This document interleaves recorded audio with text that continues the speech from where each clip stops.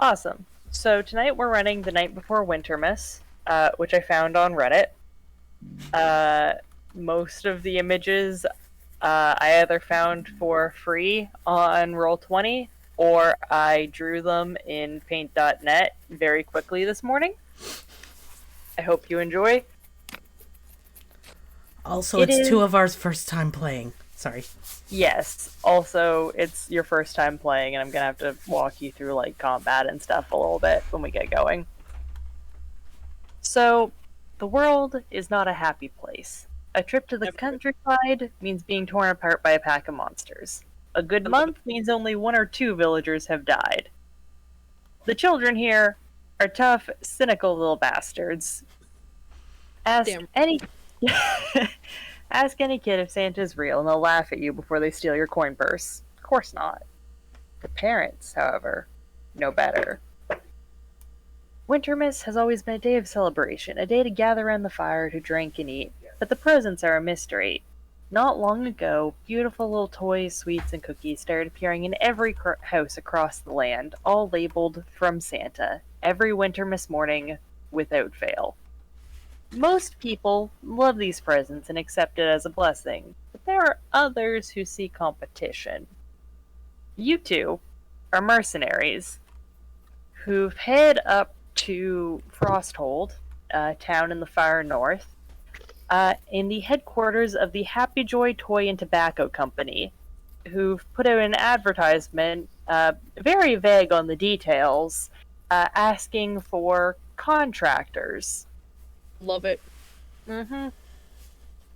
You walk up the cracked cobblestones of Frosthold. There's a wizard in relatively shitty clothing for a wizard casting dancing lights to make, like, basically little pretty lights for the children. There's a couple of kids running down the street playing that game with, like, a hoop and the sticks. And up ahead of you, you head up to a tall, narrow, 5-story tower. There's a blizzard brewing around you. There's a small crowd gathered. You're not the only ones here applying for the job. You head in, there's a small, like, waiting room. There's a desk with an incredibly bored looking receptionist. There's motivational posters around. There's an advert for a teddy bear that really smokes. What do you guys do?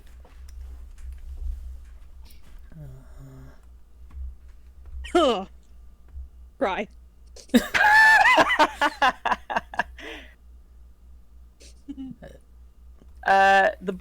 The receptionist kind of looks over, gives you a puzzled look as to why you're crying already, and then goes back to just taking notes down on her little slate tablet with some chalk. I go up to the receptionist. Name, Mulk. class. Barbarian. She looks down, scribbles something down on the piece of paper, and hands you a "Hello, my name is," which I believe should appear for you now. It's beautiful. Thank you. Where do I put it? Wherever. Just stick it on yourself. It's bigger than my character. Just gave it to you because I thought it was cute. He puts it on his shirt. Nice. You can see around, eventually someone else gets called up to the offices, walks up a long set of stone stairs. There's a child with, like, ragged clothing trying to buy this tiny, shitty little pigeon toy who's, like, continually counting out change in little pieces of copper and getting it wrong, with, like, a line slowly building up behind him at the other desk.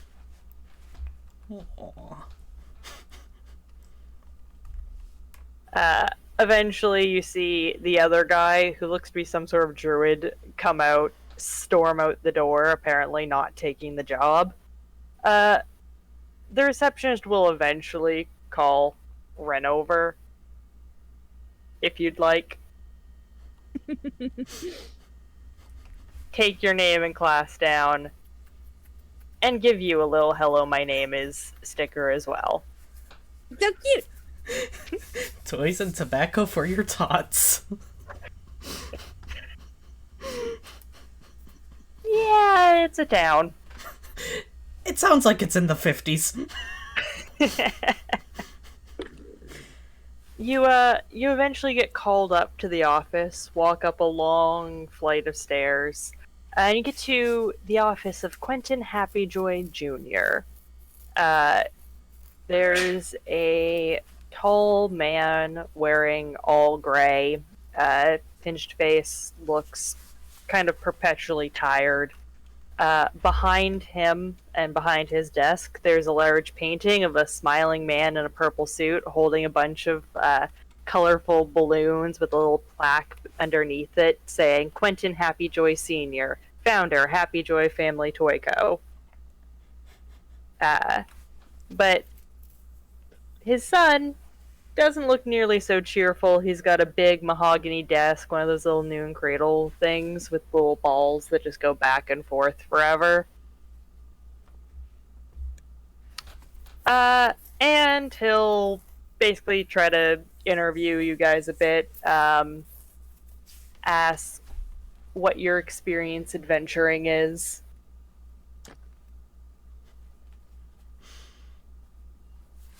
Okay. He's kind of vague on what the hiring job is for a while, but if you seem interested enough in working for him anyways, he'll eventually start to describe.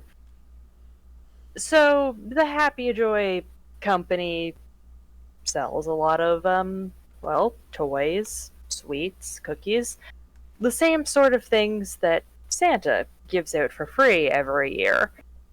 And it's driving down our market share a fair bit.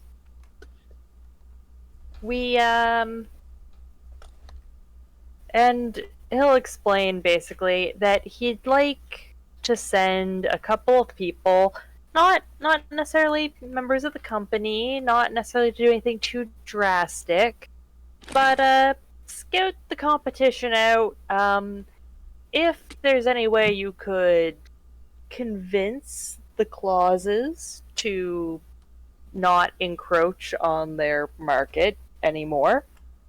Any way to limit the free toys going out so that Happyjoy can have more of the market. He's willing to pay quite a bit. 250 gold each up front, another 750 each on completion. I like this. Milk if you smash. run with the prepayment, he's putting that 750 on your heads as a bounty instead. Ooh.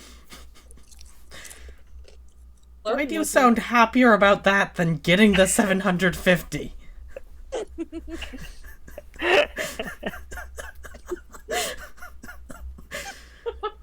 Are you guys into rob and or sabotage and or murder Santa Claus? Milk Hell smash. Fair enough. He'll offer, you guys can have an hour to collect any items you need in town. He'll give you a little map with the businesses that are there. You can spend some of your upfront part.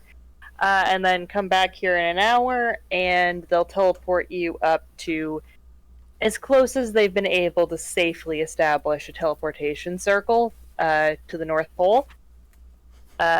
When you get back, they're going to give you an enchanted snow globe. Once you've finished up at Santa's place, smash the globe. It'll create a little portal that'll last for a minute, and you head back through that, nice and safe in Frostold. It's never safe. Hulk smash.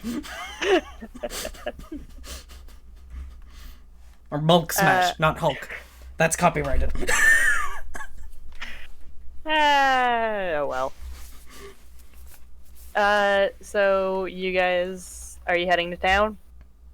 Yes. Yeah. Cool. Heading back to Frosthold, you take a look around. There's a couple of little locations. There's Michael C. Hammer's Smithy and Tanner, who he sells normal weapons and armor. If there was anything that you wanted to pick up for that. There's the Legitimate Business Tavern and Store, which Rin, I believe, is a rogue, correct? I am.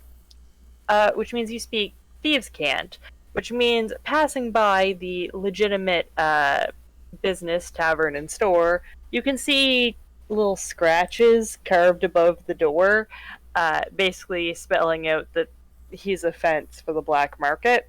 And this is where you'd want to get anything like bear traps, poison, flashbang grenades. Delicious drinks that make me sleepy. I mean, it is also a tavern. Yes, you can also just buy straight up booze there. There's also Bob's Bargain Bottles, who sells a bunch of unlabeled little sealed potions. He'll explain he got them from his uncle, who used to be an alchemist before he blew up his lab. Bob doesn't actually know what's in any of them. But 50 gold each. Get yourself a grab bag. Russian roulette, anyone? There's also Marvo's Miraculous Magical Medallions, who sells little shitty amulets for 100 gold each that have minor magical effects. And there's a temple to the god Helm in town.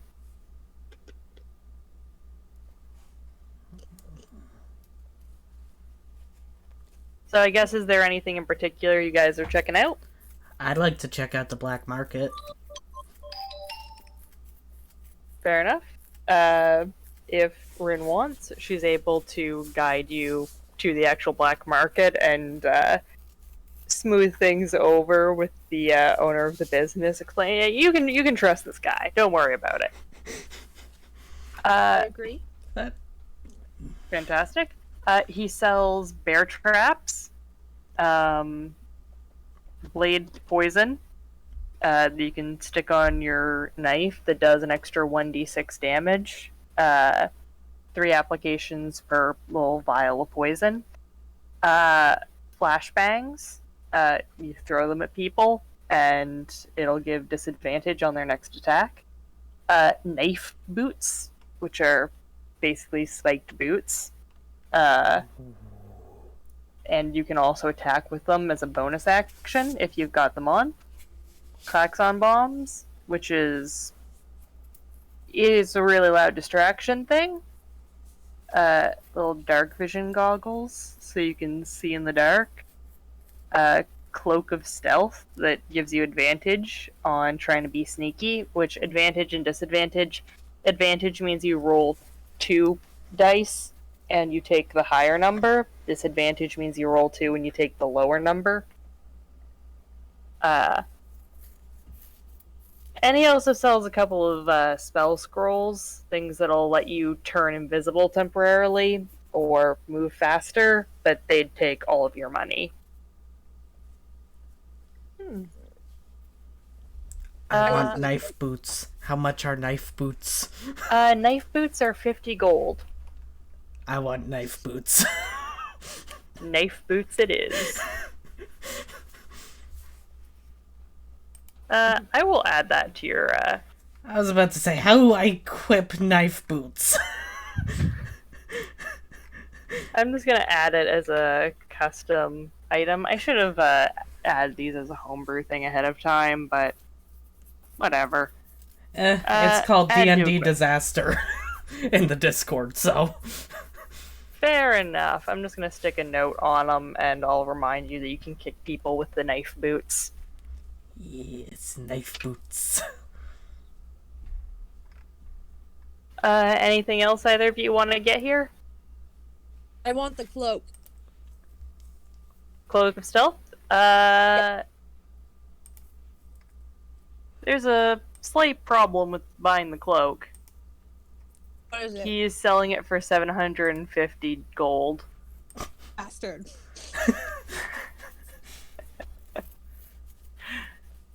It's locked up in a case behind him. You'll have Damn to it. complete the job to get the cloak. Can Even if we pooled our money, we wouldn't have had enough. I get No, the, not the really. poison dagger thingy? The poison?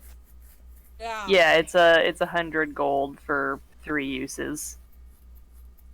I'll take it. Cool. Knife boots. I'd also add a thing to your character for that then. And for that, it's just going to be you can apply it to your knife or an arrow or something as like a bonus action, and then the next time you hit somebody with it, or you shoot that arrow, if it hits, it'll do an extra 1d6 poison damage. Perfect.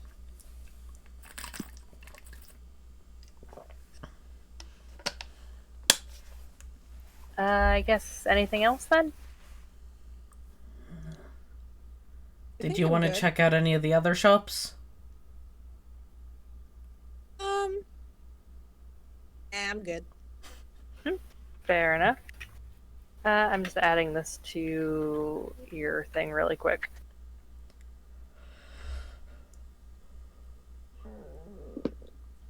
In that case, you still have 150 gold, and Mulk still has another 200.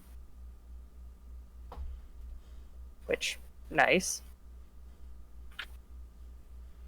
We'll have gold for bribes if we need it. You're not wrong!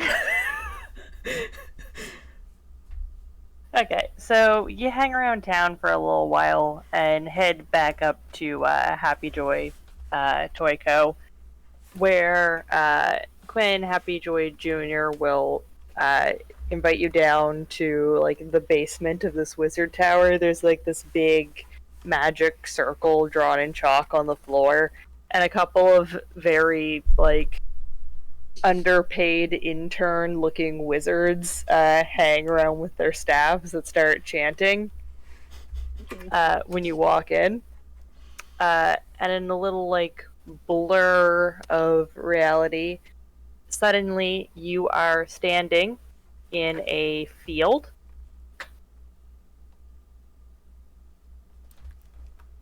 Let me put you guys down here.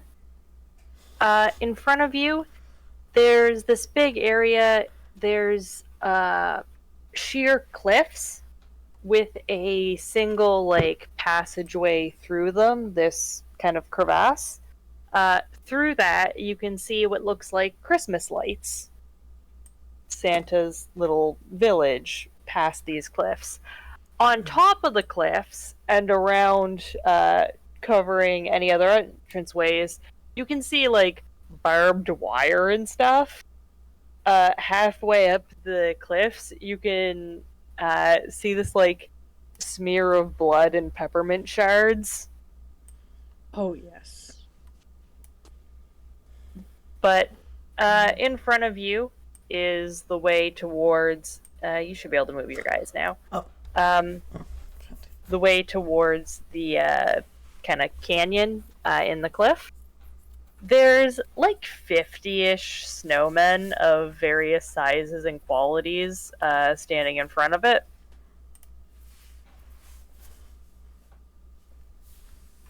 But you're not seeing any like signs of peppermint landmines or anything.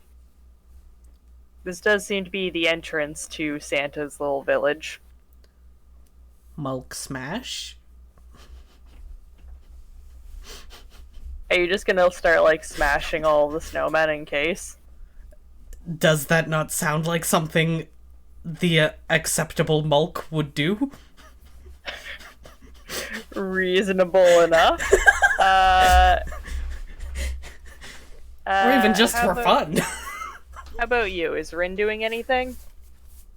She's looking around, observing if there's any patterns. Okay. Roll me a perception check. So on your character sheet, there's that like long list of skills. Yep. Click the little +6 that's next to perception and tell me what you get. Get an 8. Oh, okay. Let me see what that gets you here.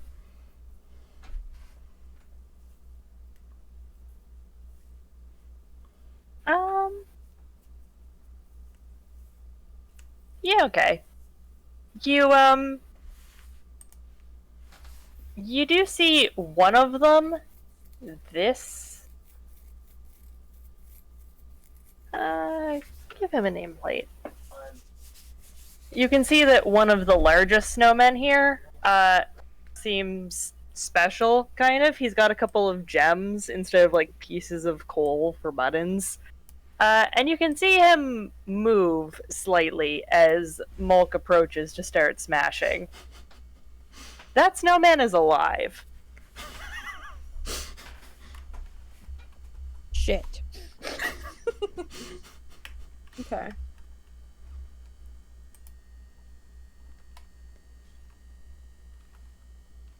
Does Mulk start smashing? Can I move close enough to smash? I don't know how many squares I can move.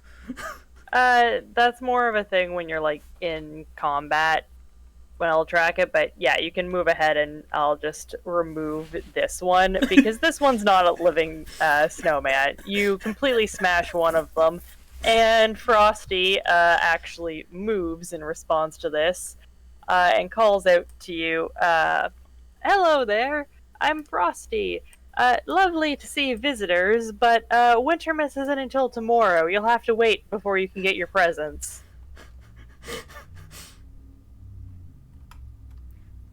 Mulk is confused. He's waving at you, and just explaining, like, it's lovely to have visitors, but Santa's workshop is closed at the moment. We're still busy preparing for Wintermas. You know how it is. Always last-minute preparations.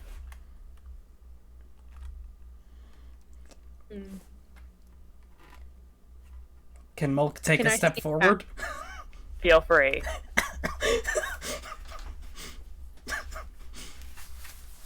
No, sir, I'm afraid you're trespassing. You'll have to turn around.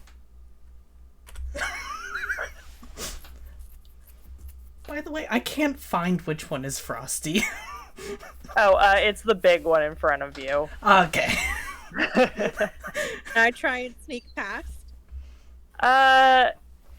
It'll be difficult, but you are a wood elf. It is kind of snowing a little bit, and there are other snowmen around to, like, duck and hide behind. Roll me a stealth check. 20. Okay. That's I think that's a good number. he is going to notice you seem to have vanished, and he's going to try to look for you. Let's see what he gets. Encounters. I want... There...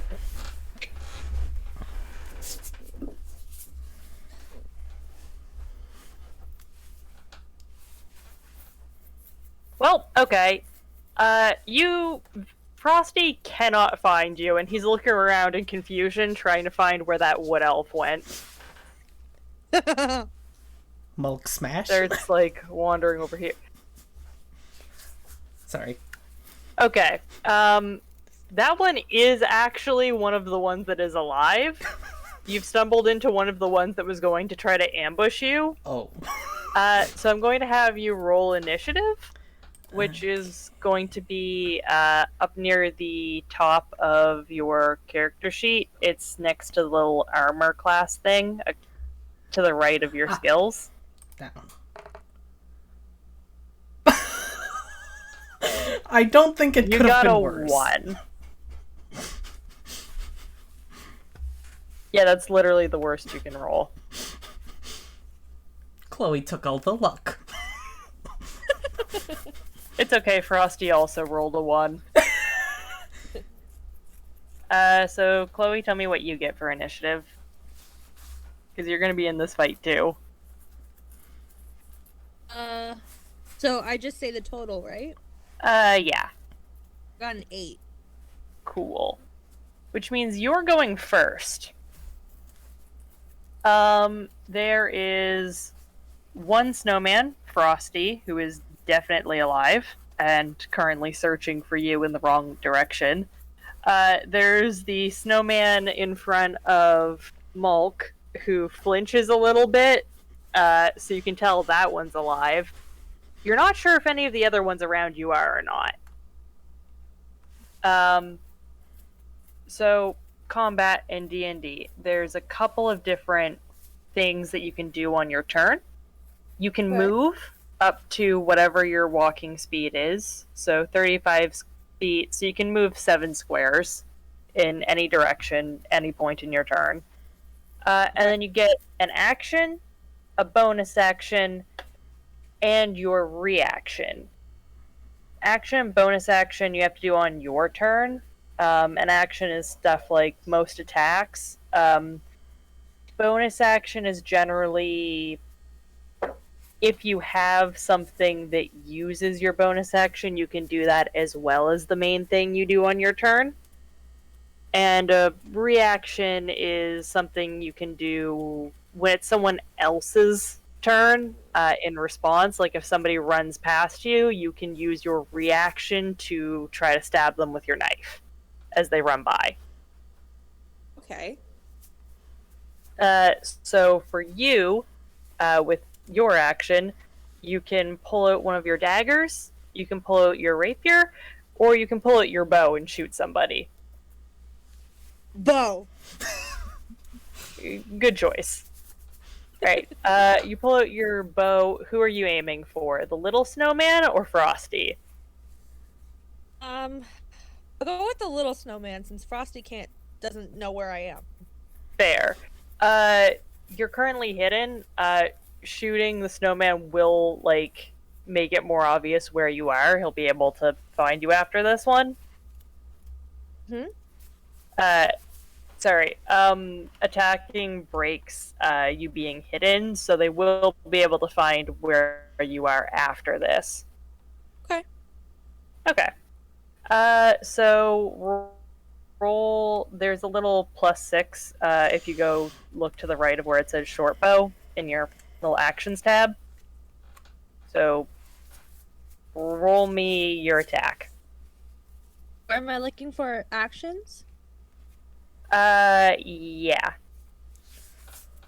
Or it's D20 and then add 6 to it.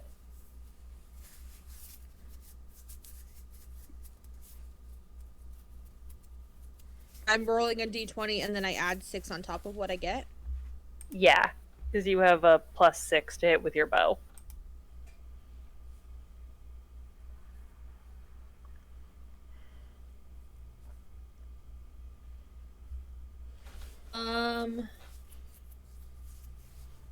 It says 35, so I add 6 on top of that. Don't know. How did you get a 35? I don't know. I don't think I'm doing that right. Hold on.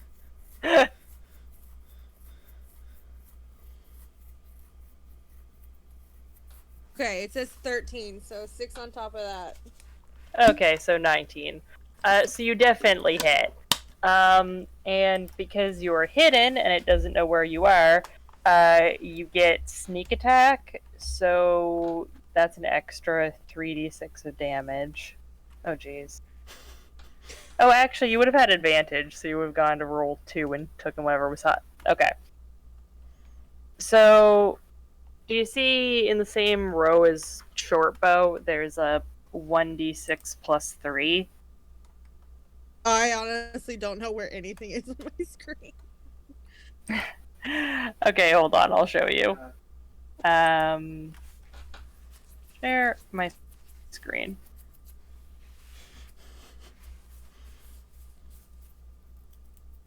Okay, do you see my screen? Hold on.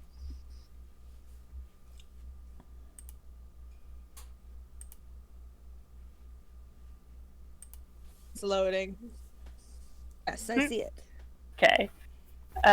See how there's like the little short bow section here? You can just click this bit and it'll roll whatever the damage is. Which, 7, I guess, if that's good with you. It's just not popping up on my screen. Like, hold on.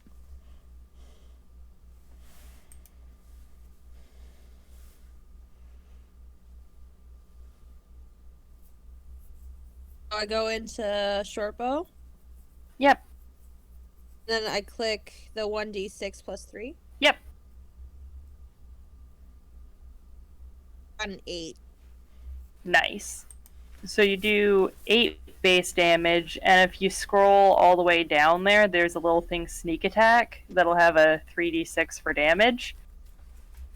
Because he doesn't know where you are, you get the sneak attack as a bonus, so you're also going to click that and roll the 3d6. Got a 9. Okay, so that's 8 and 9. So you do 17 damage to this dude. This snowman is almost dead. He is barely holding on. Already. Mulk smash? Unfortunately, it rolled higher than you did.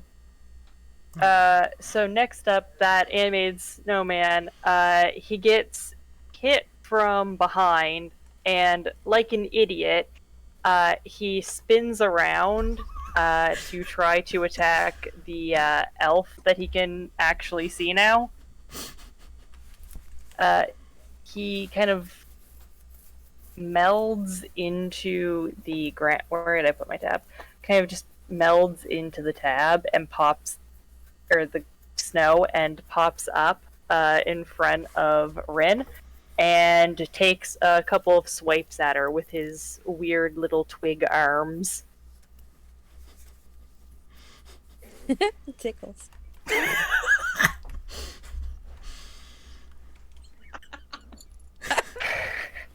Good job. How do I... Where's my thing to roll? Dang it.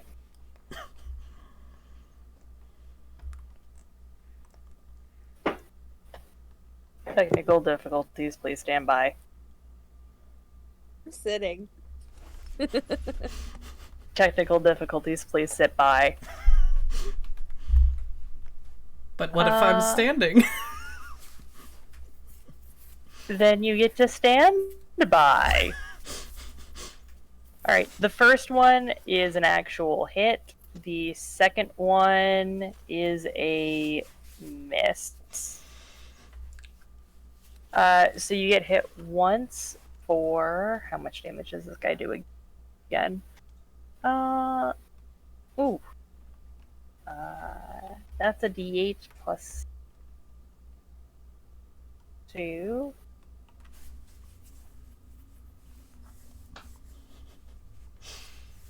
Oh, dang, he rolled minimum. Rin takes 5 damage, which you can mark on your character sheet, because it has, like, your current out of max hit points, over at the top. And you can, like, drop yours down to 28.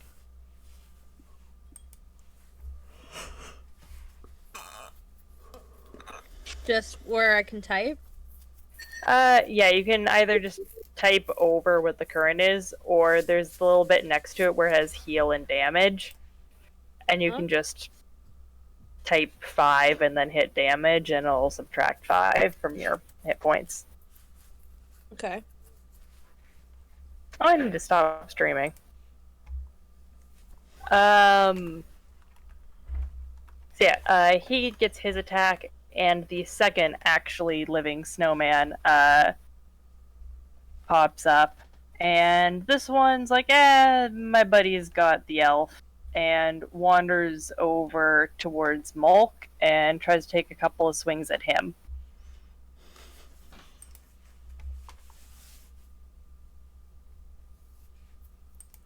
The first one is does a 16 hit? Yes, it does. So the first one's a hit.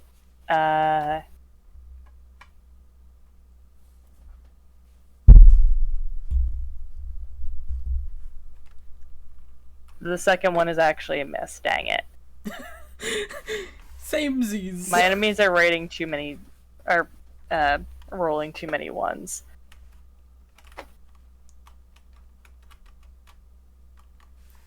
So Mulk gets hit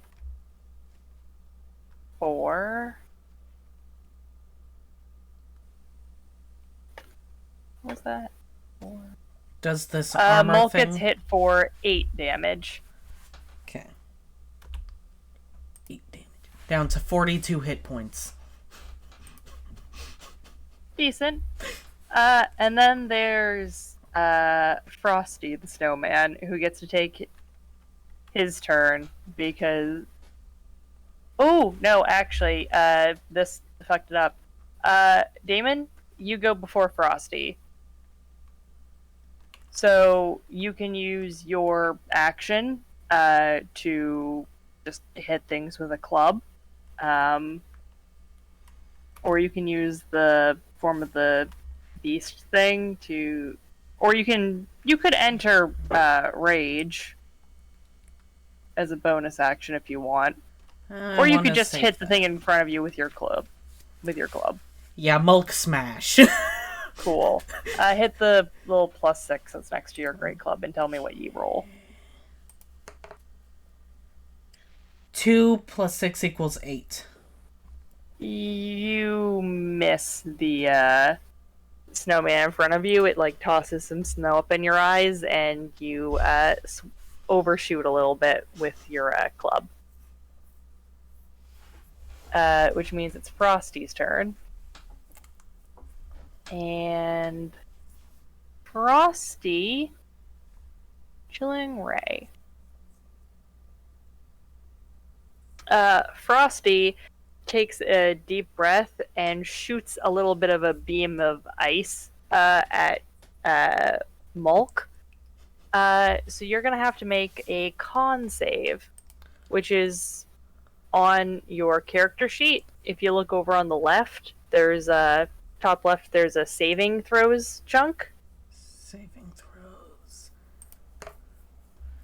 15 + 5 = 20.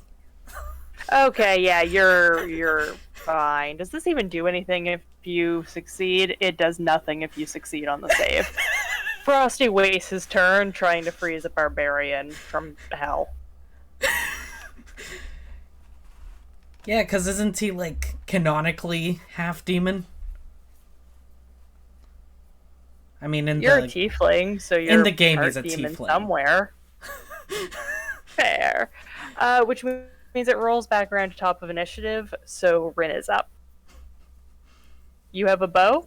There are 3 enemies. One is almost dead. And right in front of you. Yeah. I'm gonna shoot the dead one. Alright. Kicking a dead horse, huh?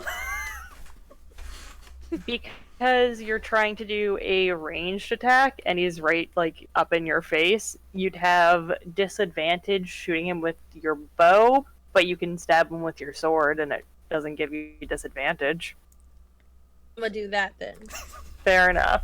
Then hit the thing next to the rapier. Got 4. That's the damage. Hit the one next, the other one. Oh right, I knew that. If it hits, we can take the 4. I got 20. Okay, yeah, you hit. And he had 4 hit points left. So this snowman just kind of gets cut in half. Ah, dead motherfucker. He did. Are you moving or trying to do anything else on your turn? I can move what, 7 spaces? Yep. Okay.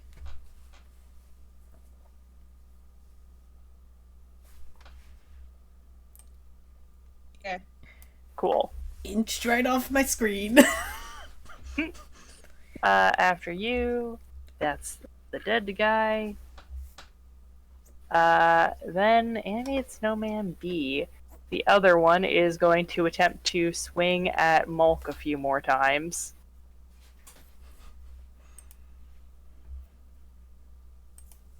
And that is... Okay, I'm not even cheating, and I'm rolling bad here. He got a 3 and a 1 as his, like, base roll, so he misses. Nice. You guys are getting not the worst opening fight. After him is Frosty, who... The Chilling Ray thing didn't quite work, but he is going to pop up behind, like melt into the snow, pop up behind Mulk, and take a couple of swings himself.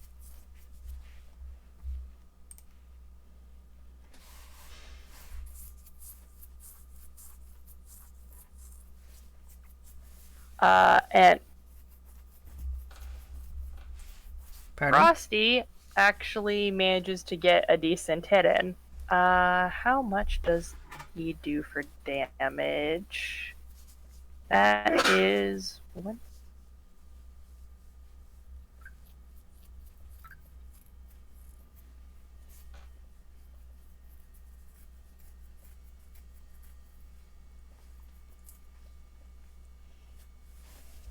So Frosty swings at you with one of his like twiggy arms, and it doesn't like hit you very hard, but it's heavy.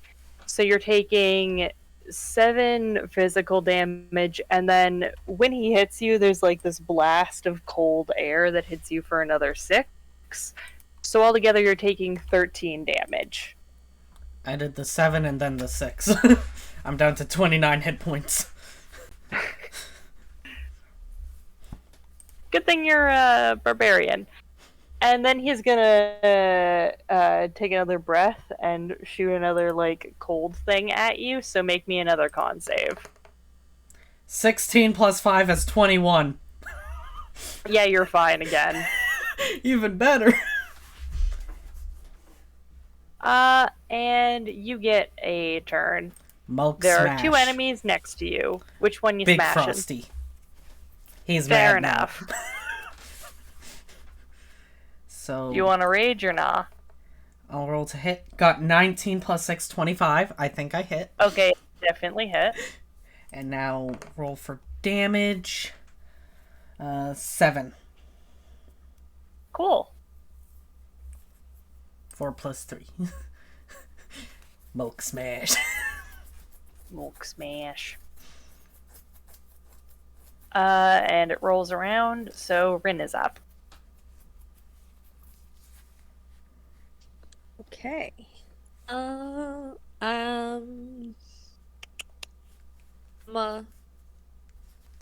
move. You can use 7, right? Yep. You're just gonna leave me here? I'm sneaky. I can't even see you anymore. Because I'm sneaky. No, it's because you're so far away. At least I helped you out by shooting that one to get to me. Are you just like gonna run for the crevasse? No. Maybe. I don't know. See if he really needs me. I'm almost down to half health. You should probably rescue your tank. Yeah, I suppose. I have more health damage than you have total. Okay, so what do I do? Okay. So if you're staying far away, you'd probably want to shoot. You've got 80 feet before you start getting disadvantage from being too far away. So you'd want to be. If you're shooting the little guy, that's 10, 20, 30. Probably head to like here-ish and try to shoot the small guy. If you hit him, you get the sneak attack because sneak attack applies if either you have advantage or you have an ally within 5 feet of your enemy, and you definitely have an ally within 5 feet of that snowman. Okay. So I'm gonna try and shoot him. Yep. Okay. So I roll the short bow, right? Yep.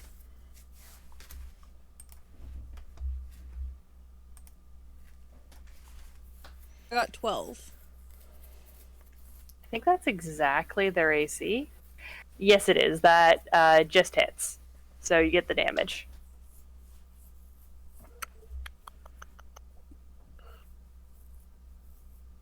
Eight damage. And is that with sneak attack? No, that wasn't a sneak attack. That's at the bottom, right? Yeah. Then 14. Oh, Jesus. Yep.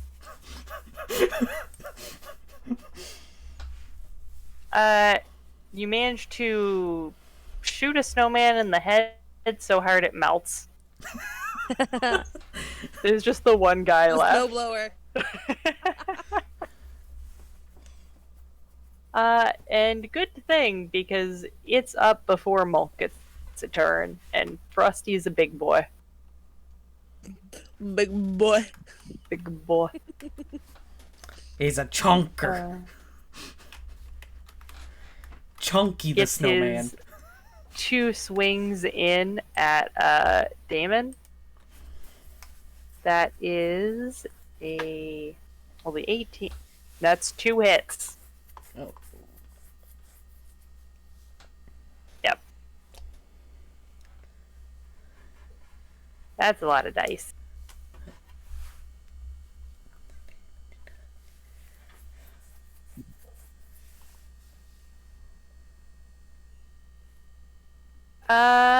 That comes out to 28 damage. How much health are you at? I am now at 1. Oof. That's one way to put it. You're fucked.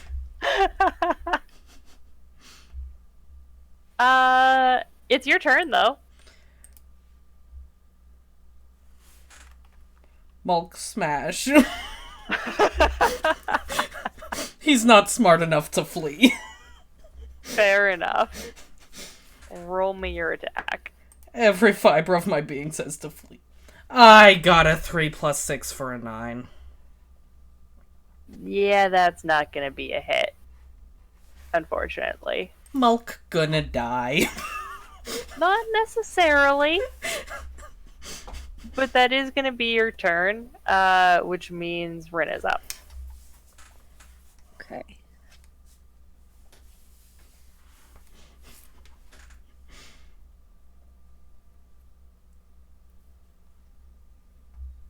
I'm gonna shoot him. I see you Cool. again. Just looking judgingly at me. He can't see me, can he? He can kind of see you, yeah. You're still getting, if he hit, the sneak attack bonus damage, because he's still standing next to one of your allies. Okay. For short bow, I got 19. That's a hit. And then for sneak attack, I got 15. Okay, that's 15 from the sneak attack damage. What'd you get from...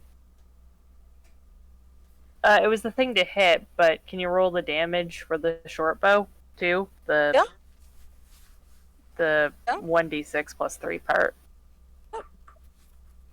I got a 7 from that. Cool.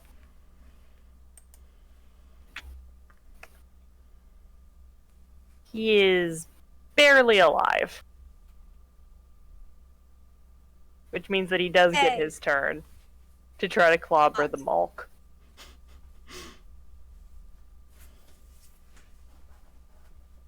He gets his 2 swipes in. The first one misses. The second one, what does that actually end up being? Does he have a plus? Also, have we been calculating this with the armor thingy? I have been checking your what armor thingy. It says I have armor 12 class. I don't know. Yeah, I have been checking that. Okay, just making sure. If it rolls a 12 or higher, it hits you. Ah. Unless it rolls a 1 or a 20, because 1s will always miss, 20s will always hit, no matter what the plus and the minus and the AC is. Those are just freebies. He does get 1 hit in, which means you are going to be hitting 0 HP, but it doesn't instantly kill you. So knock your health down the rest of the way. Failure, success, death saves. Yes. So the way it works for player characters in D&D, when you hit 0 health, unless there's some insta-kill effect or you take more than your maximum health in damage, again, at the start of your turn, you make a death save. It's a straight roll a d20. If you get a 1, that's 2 failures. If you get a 20, you're up. I think it's actually 2 saves, but whatever. If you roll a 20, you're up with 1 hit point. Otherwise, it's just if you get a 10 or higher, you succeed. First, if you hit 3 failures, you die. If you hit 3 successes, you're unconscious, but you're not like bleeding out or anything. You'll wake up in a couple hours. So I do that now? Roll a d20? You don't have to until the start of your next turn. But you Okay. probably won't have to because a companion can make a medicine check or use a first aid kit, which I don't think you have, so it would be a medicine thing to try to like get you stabilized. Okay? Okay. Cool. Which means... Oh, then it's your turn, so you do actually make your first death save.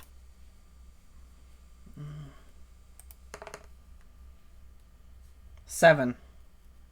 Okay, so mark off 1 failure. Okay. Cool. And it is Rin's turn. There's 1 enemy. It is messing with your buddy, but he's mostly dead. I'm gonna shoot him again. Cool. Shoot him again.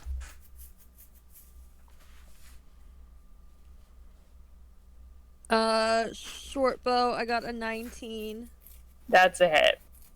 Then damage is 4. Does he still not know where I am? He does know where you are. He's just been focused on the other guy, but I think 4 is four is exactly how many hit points he had. So Frosty is dead now. Hey! Frosty is dead now.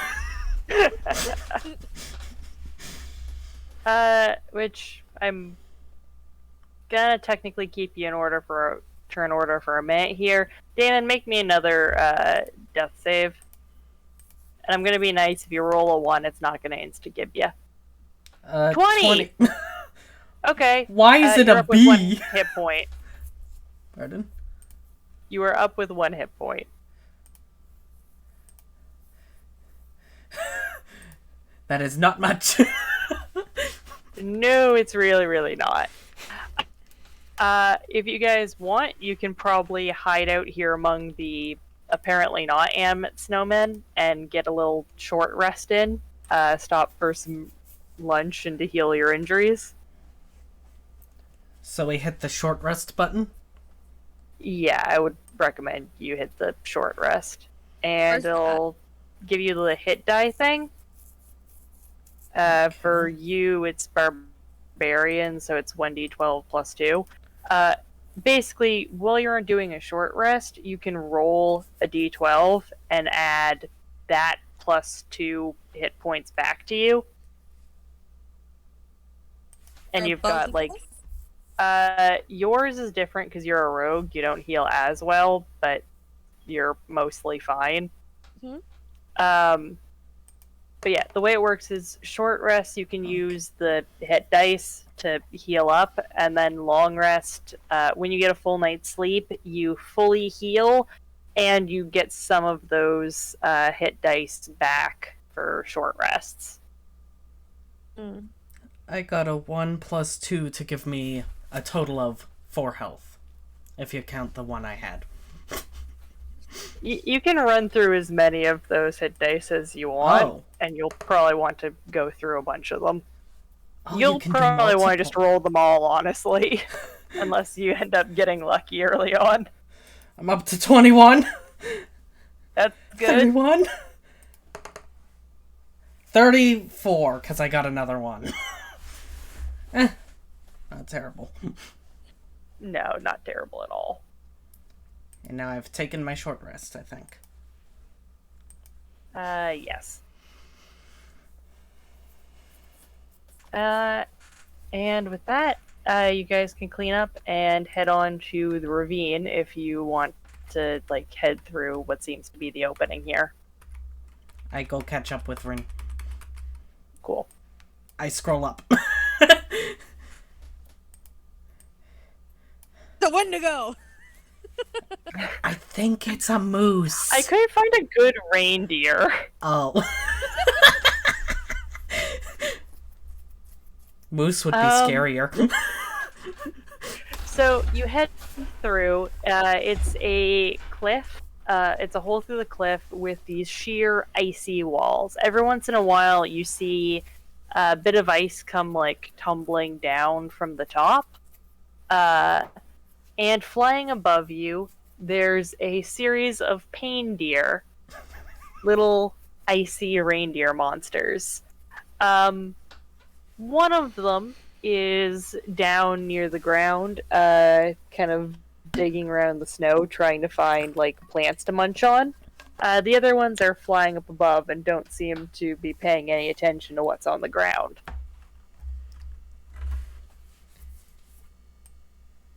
Mulk want to smash. Hulk is an idiot. That is well established. You could try doing some other stuff. You could try, like, giving it some rations from your Oh, bag wait. and try to tame the thing. You Yeah, could I try to have sneak animal around handling. it. I have animal handling. Oh shit, you do actually have animal handling. Mulk want friend. Mulk change mind. It's sniffing around and pawing, trying to find some food. I know you have rations in your bag because everyone starts off with a bunch of them. Do you want to, like, just try to feed the thing? And try to befriend it? I'm trying to find my rations. It's in the inventory. I'm in the inventory. Backpack. Backpack. Bedroll, mess kit. Oh, there's the rations. I have 1 day of rations. You've got 10 things of 1 days of rations. Oh, I didn't see the quantity aisle. I gib.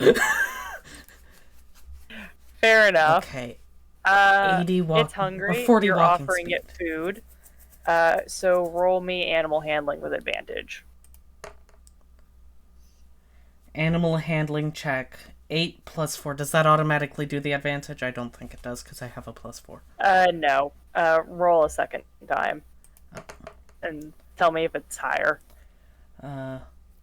12 versus 11. So yeah, the first one was higher. Okay.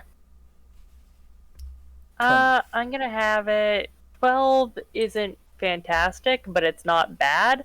The pain deer eats the rations, and it's not, like, super friendly to you, but it's not going to just attack you. You can kind of just walk by it while it's distracted eating the food. I'm scooching forward. Yeah, no, it's thoroughly distracted. You have avoided a fight, which is How do you move so good fast? for your hit points. Just hit the arrow key. I'm a gamer. Spelled G-A-Y. Good job. So you finish crossing through the crevasse, and you get to an area. I doodled the map here, so it's bad, but I will explain what the things here are. You head through, and you make it to a little village area.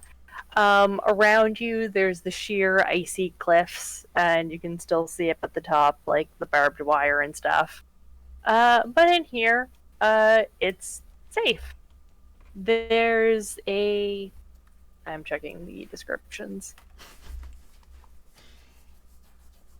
There's this, like, warm golden light. There's a big Christmas tree in the middle of town. The whole area smells like peppermint and cinnamon. There's a green banner with silver lettering hangs between two stalagmite stones.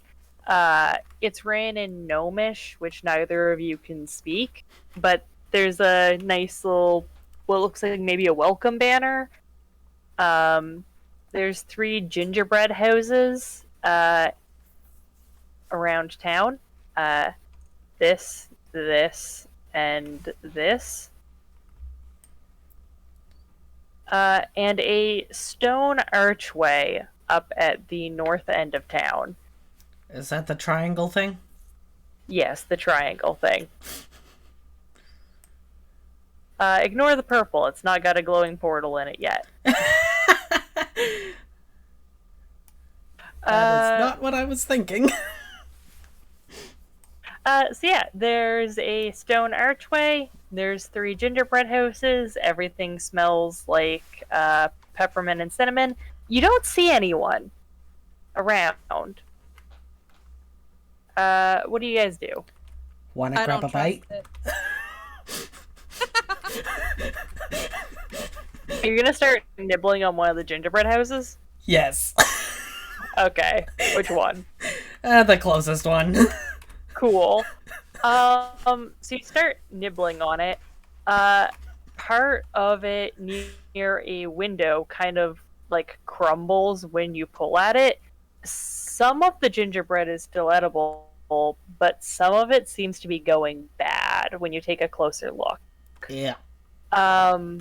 And since you pawed at it, you can see through the window where it kind of crumbles. This seems to be some sort of laboratory workshop. Oh, You can see bags of sugar in there, a bunch of plates on a bench on the far end with fancy looking cookies sitting on them. Mulk wants cookies. Alright.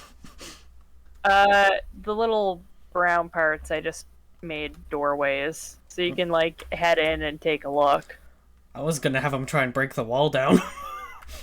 You can also break the wall down. It's gingerbread that's starting to go bad. I didn't set it up as actual walls. You can kind of just walk through the walls here. Mulk broke the wall down. Cookies. Sounds good. Which I believe means this part. Does it come with a little scrap? I think so. That should appear for you now. A little PDF thing. Yes, must zoom it down a bit.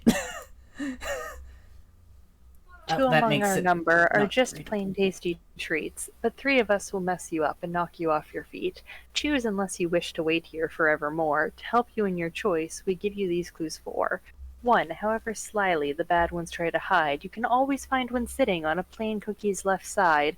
2. There's a difference in those stood at either end, but when you're seeking to move forward, neither is your friend.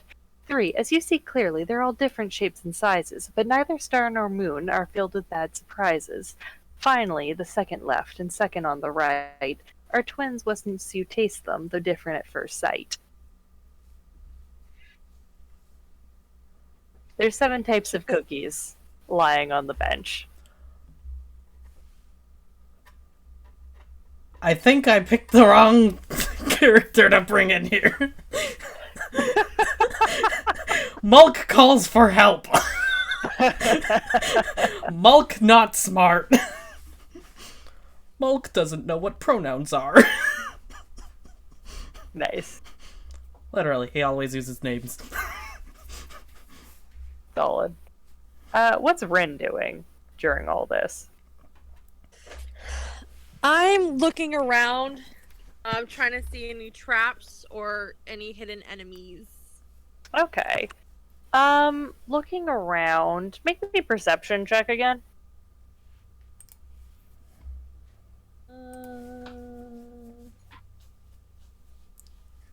14 total. Okay. Yeah, as you look around, you don't find any traps here so much. You do find a couple of sets of footprints leading to here. It looks like 2 people dragged a third into the building, but there's only 2 sets of tracks coming back.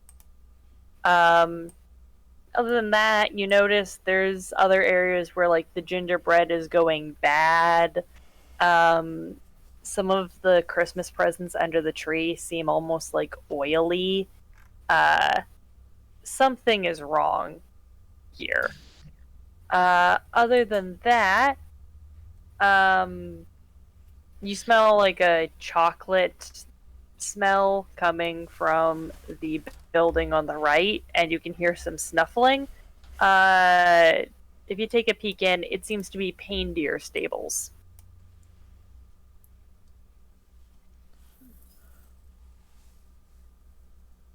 So yeah, Paindeer Stables. This is the one in the top left that had somebody get dragged into it. You don't see any traps, just like general signs of something being off.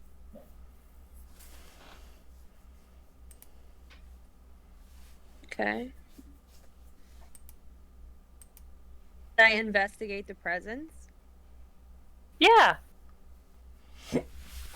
Feel free. There's a bunch of presents underneath the tree. Give me a moment to find what's under there.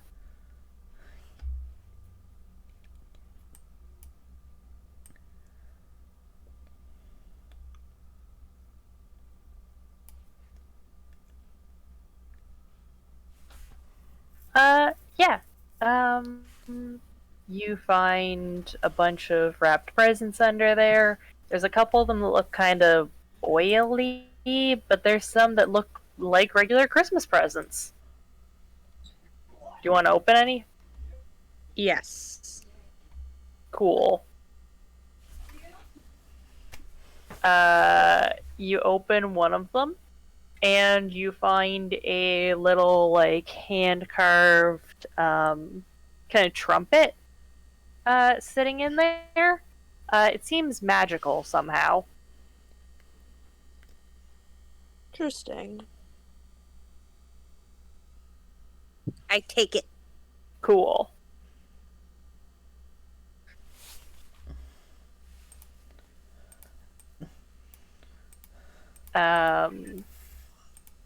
Anything else? No. Fair enough. Is Mulk having any ideas down in the gingerbread factory? I'm trying to read it, but I can't make the thing bigger. Want me to write it out for you? Sorry. Yeah, no worries. It's scrunched down small and I can't read it. My eyes aren't the best. Also, I'm almost as dumb as Mulk, so... It is kind of a thing that you have to like work out in steps if you're trying to actually work it out instead of just brute forcing it. Like, do I have to eat all of the good cookies, or... No, there is one type of cookie that is that you kind of need.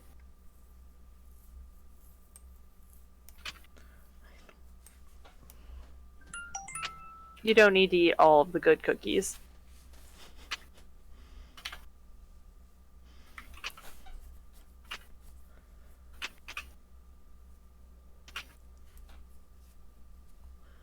Okay, it's taking me a while to type this out. Sorry.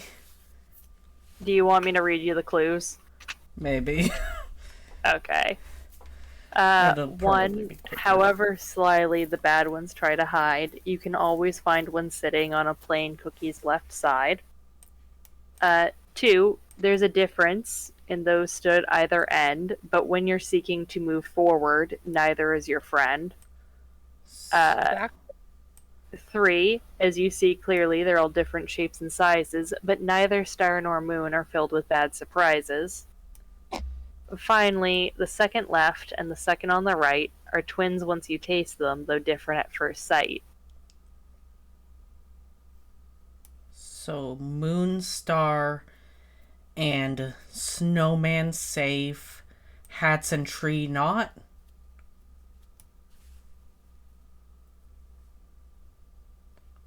That leaves 2.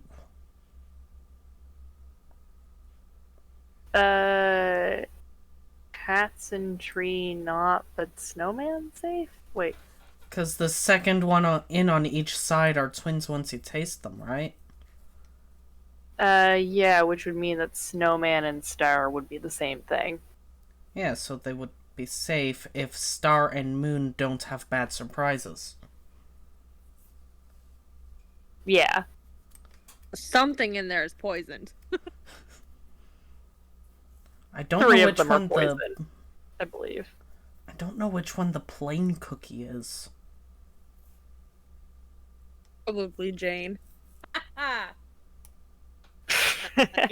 There's 2 of them that are plain.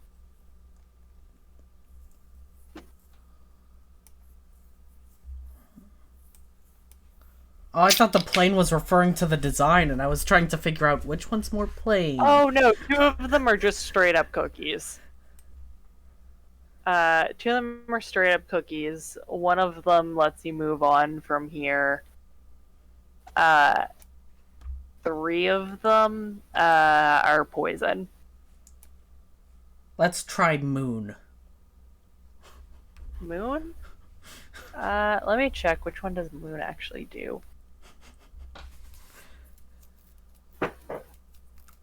Oh, nice. Eh. You nibble on one of the moon cookies. It just tastes like a plain sugar cookie. And when you do, you hear a little, like, whooshing noise behind you, up to the north.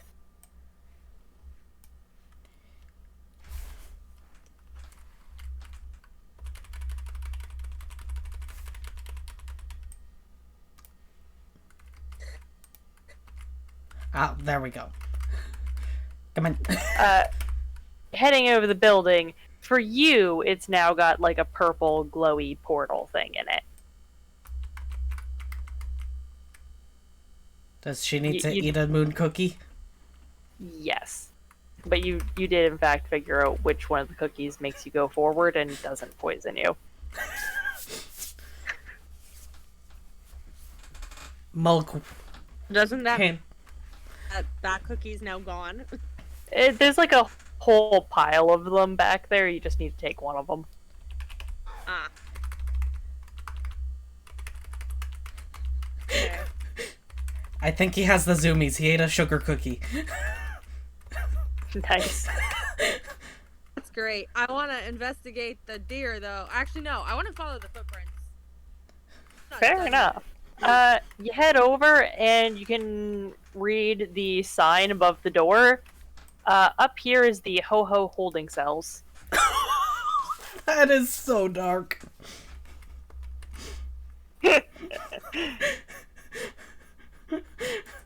Okay. Are there friends inside?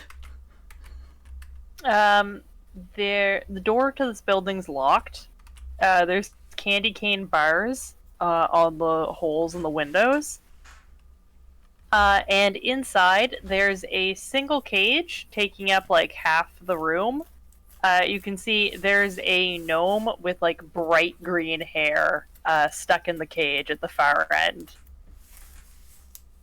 Mulk smash? Jesus, Mo, stop! No, not smash You the want- gnome! Smash the wall! Do you want to That try would to be a just bad smash idea. through? Yeah! Okay. You know what? Let's just make me a strength check. So it would be +3. 12 if you look plus on your 3, character 15. sheet, it's the Pardon? yeah. Okay. You bash through the first wall. Boom. There is a gnome in a cage in front of you, who looks a little bit crazy. It's my type. Friend. And he'll offer to make you a deal. If you let him go and you bring him Santa's head, he'll help you into the workshop and, like, just as a reward for you getting him out and ending this whole stupid Christmas thing, he'll make any item you want. I think we should take him up on this. Can I look him over and see if he's injured or like drugged in any way? Make me a medicine check.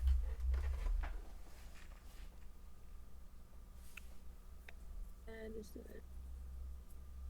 18. This man is not injured, really. A little scuffed up, but mostly fine. And he's not drunk or anything. He complains thoroughly as soon as you start looking him over. The man is called Dave Grinch, and his name's pretty descriptive. Okay. He's sober. He's just a cranky old man who hates Christmas and hates Santa. And is in a cage. Okay. And is in a cage, because this apparently got dark at some point. I mean, it got dark when you told us we're gonna be hitmen for Santa. Or looking for Santa. Presumably. Are you letting Dave out of the cage? Or are you leaving him there? I agree. We'll get him out. Alright. You're a rogue. You can pick locks. And if it fails, I'll Yes. just smash the cage. Smashing! I think you just have proficiency, so just roll me sleight of hand, because it's the same value and it's easier than trying to find thieves' tools. On here. What? 17. Yep. You pick the lock, and Dave comes out, stretches his legs, thanks you. Like, thank you. This year is even worse than the normal ones. So glad to be out of there. Normal ones. Well, yeah, every year everyone gets together and so many lights and all the singing and everyone makes all those damn presents and he starts ranting about Christmas before he catches himself. This year, everything was nice and quiet for a while. Something caught Santa's attention and kept him busy for a while. And then all of a sudden, everyone's in some weird cult more than usual. The old storage sheds, holding cells.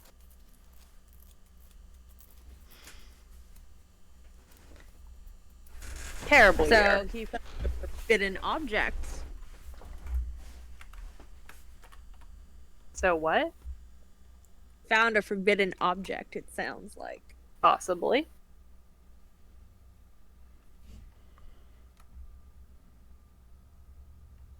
Can we question the elf thing and see what he plans to do now that we've freed him? Yeah, you Where- can question the gnome. Well, since you agreed to help him out, he's gonna hang around here for now, in the hopes that you'll bring him Santa's head. He hasn't really ever lived outside of Santa's village. Once this whole Christmas business is over, he might wander down to Frosthold and set up there. He's not bad at tinkering and making stuff. Hmm? So he'll probably end up doing that. Okay. Not a snitch. Not a snitch. Okay. I'm gonna have to pause this for a minute because a support thing came in. Yeah, I'll no be worries. back in like 5-10 minutes. Sorry, y'all. No worries. I'll pause the recording. And we're back. Okay. So you've found and freed Dave Grinch. You figured out the cookies to open the portal. Are you guys doing anything else around here? She needs to I eat one of the want cookies. to- Oh, sorry. Yeah, I also want to investigate the deer place. Cool. Over at the stables. Which is this one? Inside. Yes. Inside the stables, you can hear some snoring. If you look carefully through the doors, you can see there's 3 pain deer sleeping in there. With little names on their collars. The one closest to you is apparently named Donaire. Now I'm hungry. On the far side of the stable, up on a high shelf, you can see there's a fancy little statue of a pain deer with a glowing red nose. I want it. Want Milk to break the door down? No! I want to pick the lock. Fine. It's not even locked. Then I'll the go pain deer, inside. the pain deer are asleep. Do you want to try like stealth through? Okay, roll me stealth. Okay. Also, I do have animal handling if we need it.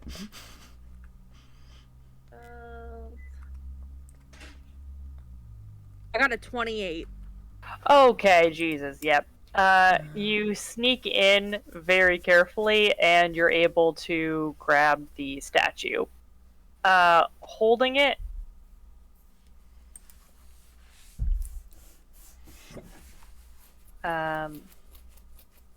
Second. Holding it, you can tell this is definitely a magic item. I'm gonna keep that shit. And it seems much, much more useful than the trumpet that you picked up earlier. I'm gonna keep it. Nice. Milk wants a friend. It is a wondrous statue. Oh, sorry. Once per day, as a bonus action, you can summon Rudolph the Pain Deer to aid you. Hell yeah! He appears and zaps an enemy with, like, red nose glow. Which actually does radiant damage, so it's Rudolph shows up to smite them with holy power.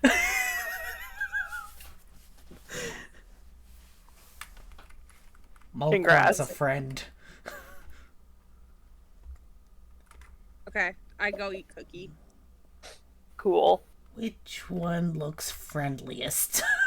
None of Oh, them. get the fuck out now! We're not fighting. Friend! No! Donaire wakes up and immediately tries to gore you. I have rations. Okay. Make me animal handling. 24! I got a nat 20. Plus Okay, yeah, I'll reward an at 20. It, like, settles down after a minute. Can I pet it? You pet Donaire. Bye bye. It kind of seems to like you now. Friend. Yeah, you eat the moon cookie. Yum. It gives you the zoomies. Or at least it gave me the zoomies. Nice. Sugar! The pain deer from the stable keeps trying to like follow you out. Should I leave the door open for him? Up to you. I leave the door open. It can't go through the portal unless you feed it a cookie. I get the cookie. No! You don't want a friend? No, don't do that. Oh. Later. Like, in a few days. Sorry, my mom's trying to talk to me. Fair. Well, sad. Fair enough. Do you guys want to head through then to the Yes. boss fight? Yes. Okay. I want to feel shit. Bye-bye, Donaire. Oh my god, he's got bloody eyes. This is gonna be awesome. I am a 16-year-old filled with rage. You walk through the portal. You are in a massive area that was once a workshop. You can see pressed around the far sides of the room. There's benches, there's machinery, there's what this place used to be. Above you, you can see the night sky. There's the aurora going. In front of you, there's dozens and dozens of little stone plinths and altars.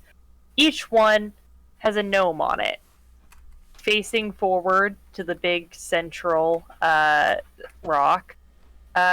And all of the gnomes are just like completely frozen over, like wrapped up and grabbed by these like tendrils of ice. Oh yeah, that's cool. On the pillar in the center of the room stands Santa Claus. Instead of the normal red and white hat, the normally jolly old man is wearing this like pure black crown. And he seems not exactly Santa Claus. I like it so far. Mm-hmm. You can kind of clamber over the little like plinth altar things. By the way, I drew them in the background, but they're not too hard to climb around. Yeah. As you head closer, Santa turns around, smiles at you. Oh, oh, oh.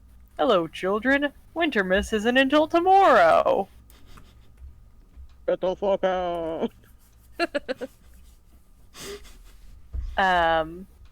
And oh yeah, you're just immediately walking over, huh? Fair enough.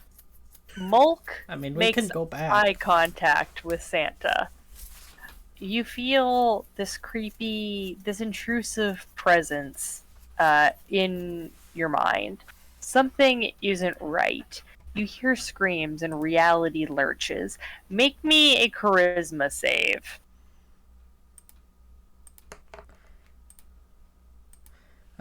19 plus 2, 21.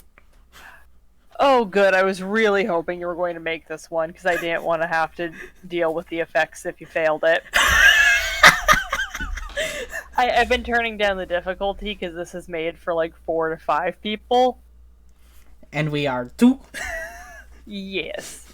And it's One difficult to dumbass. balance for that low. I mean, my character's canonically a dumbass. Yeah. Through power of will, you manage to force the noise to stop and force this intrusive presence out of your head. Roll for initiative. 19. Okay. Nice.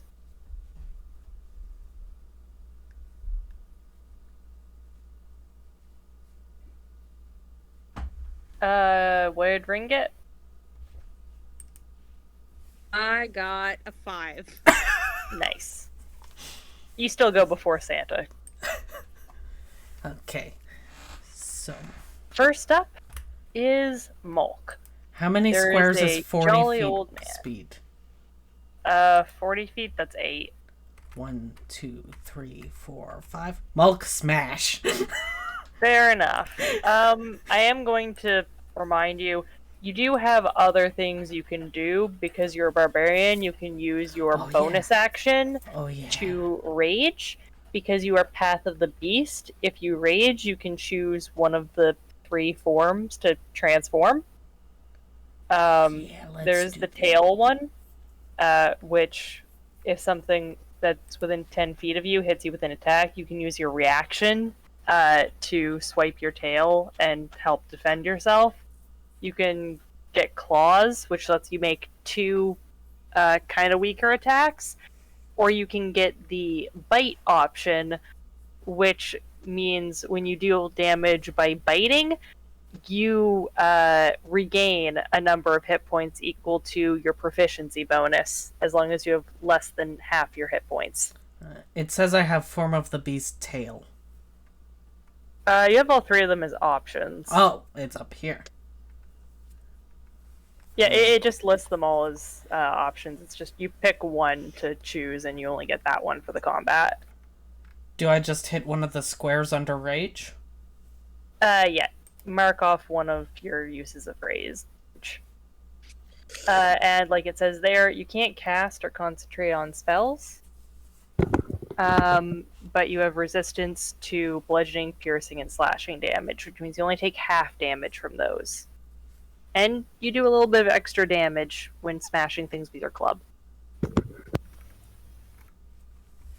Now Mulk smash. Okay.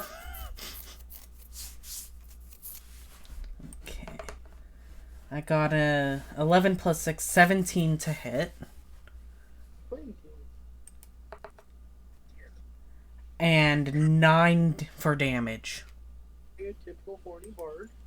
Must fuck No one final yet. boss. That's unfortunate. You're not playing it right. My brother just came in the room. Oh. He said, "Who's the stereotypical horny bard?" And I'm like, "No one." And he said, "Then you're not playing it right."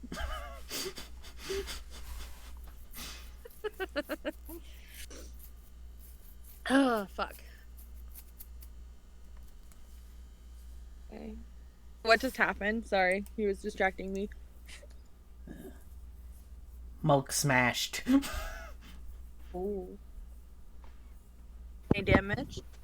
Sorry about that. I had a work thing. What'd you do? I got 17 to hit Okay. and 9 damage. 6 plus Cool. 3. How are you attacking? Great club. Cool. After raging. Okay. What was the 2 hit again? 17. Yep, that's a hit. And how much damage was that? 9. Nice. Although I don't think that accounted for the rage thing. Yeah, so add 2 more, which I'll just do. So 11. Nice. So that's your turn. Are you moving or anything? I already moved. Cool. Then Rin is up. I want to try and shoot the crown off his head. Awesome. Trick shot. You can do that. Okay. I need to look up what happens. What?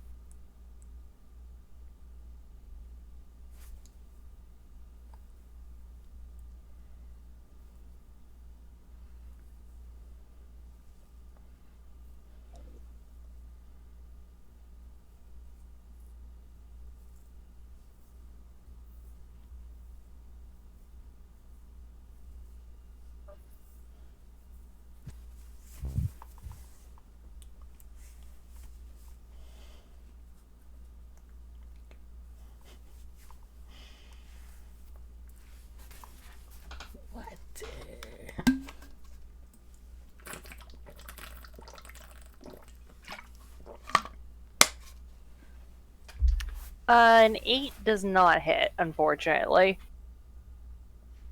Damn. Good idea, though. Yeah.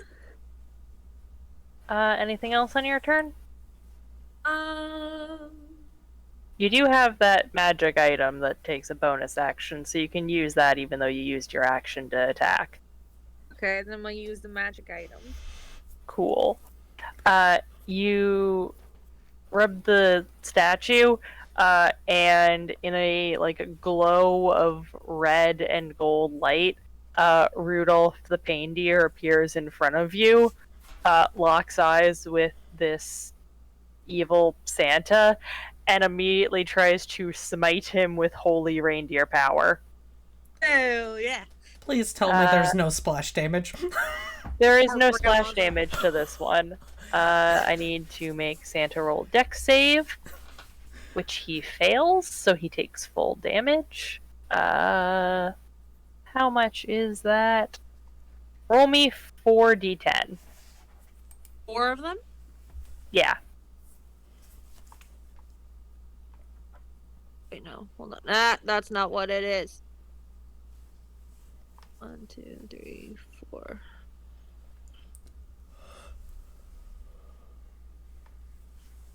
Total of 26. Nice. He takes 26 radiant damage then. Santa is getting smited. Hell yeah. And then he gets his turn. Also, one thing I forgot to mention, for Mulk, when you stand too close to Santa, you can feel these cold winds ripping at you, Cold draining fart. away all of your heat. Uh-oh. Okay, he gets to take 2 actions, I believe. Yes. He is a little bit annoyed at the elf who tried to snipe his crown. So he reaches out a hand, and the gnome on this altar near Rin floats up and goes flying right at her. Fuck. Just like this frozen gnome missile. Can I try and dodge? It's a thing versus your armor. Okay. That's a +7 to hit, so roll.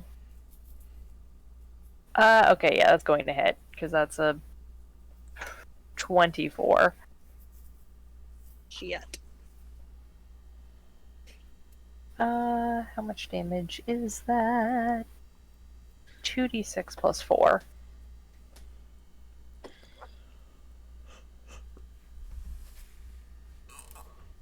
Chloe, how many hit points do you have? You take I- 13 damage.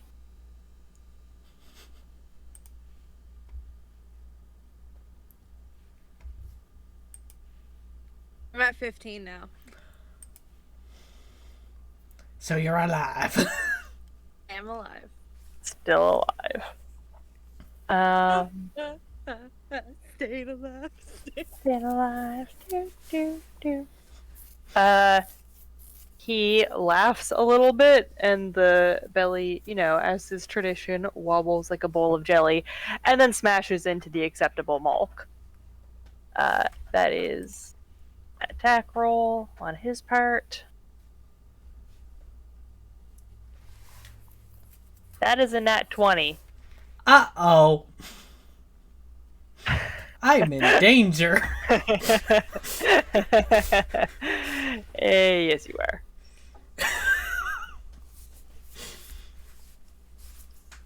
Oh, that's a lot, actually. Uh-oh. I have 34 hit points.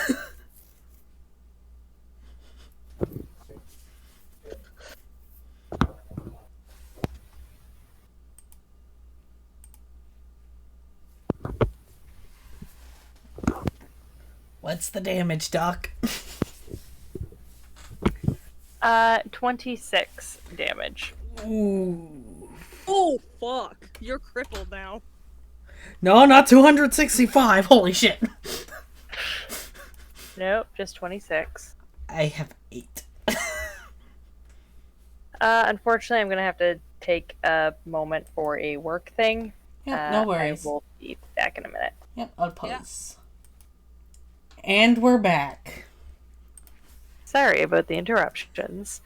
And in combat, Santa takes his turn, and we roll back around to Mulk, top of initiative. Mulk smash. Mulk smash, indeed. Which one of the beast things did you take? Tail. Ah. The butt plug. Careful, Curse. or Mulk might smash with Rin. That sounds wrong. I'm 16. Rin might be club. Good job. So what do you get on your attack? Okay. I rolled to hit. 3 plus 6 is 9.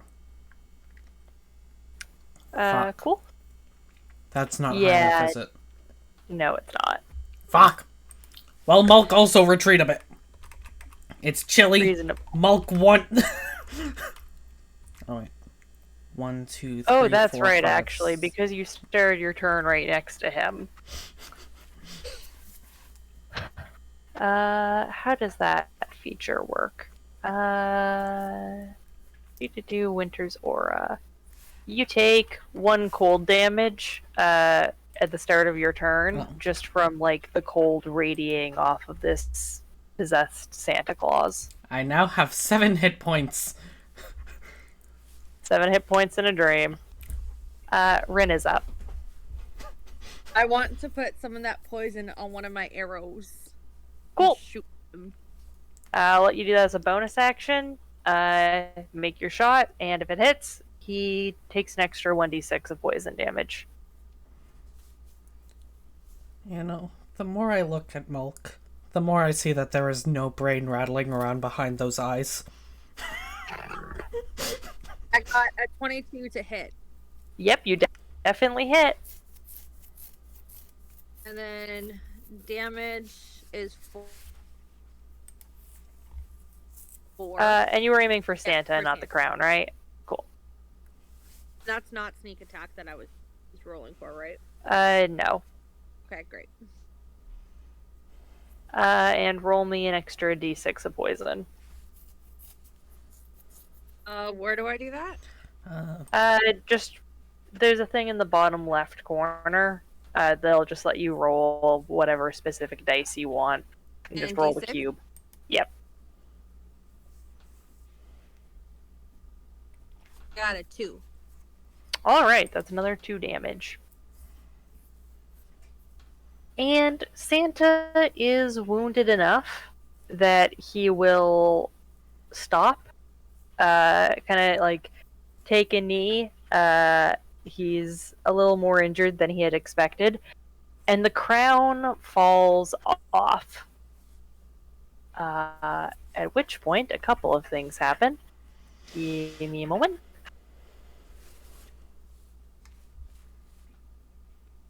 Yeah. Santa falls to the ground. His crown falls off. The gnomes around they're still mostly frozen, but they start to thaw a little bit, and they're not doing like creepy blank stares anymore. And then this ringing, shrieking, metallic sound echoes from the spot where Santa fell, from the crown. It's the sound like a giant suit of plate armor being torn in half by 100 pairs of metal claws. The air seems to twist and shatter in front of you. A writhing monstrosity unravels itself from the crown. It's all like black smoke and weird flesh. It shifts in and out of focus. Got tentacles at one point and a face. It's hard to track. And you hear its voice in your head. You have interrupted the plan. We prepare for my arrival in this world. I see your thoughts. We are not so different. Join me and I will spare you. Wear the crown, wield power over all minds. Fluffy unicorns dancing on me. I don't think The Milk has monstrosity thoughts. and appears to be closer to you. And I need to plunk this down.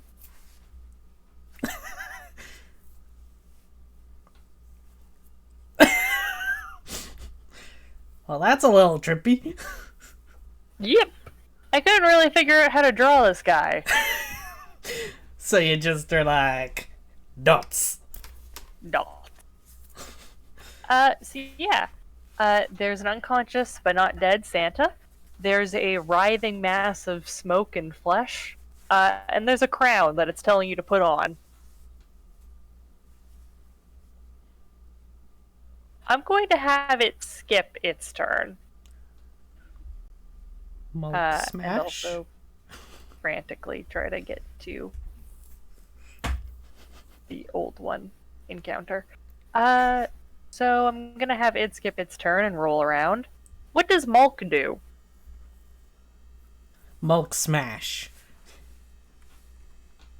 Hulk, if you get me killed, I swear to God, I'm gonna beat you to death in hell. Mulk will get killed first. Mulk has 7 hit points.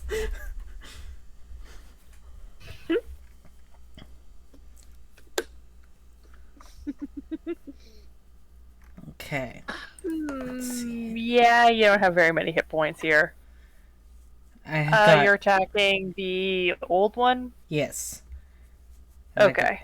I got 24 on my roll to hit. Tail does 1d8 plus 3 piercing damage on a hit. Okay.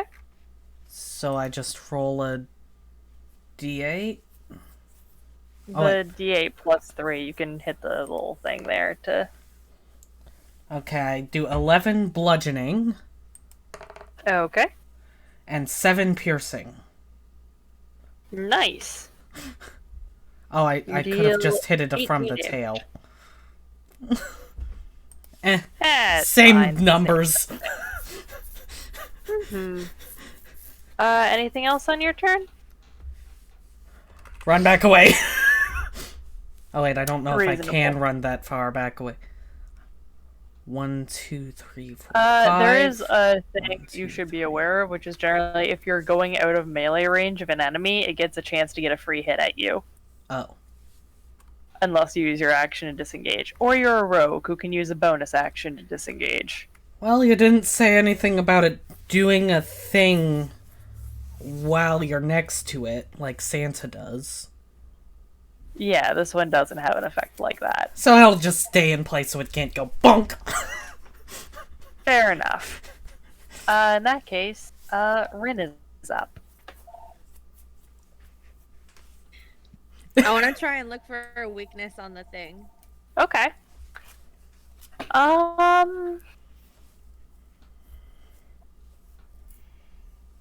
Let's see.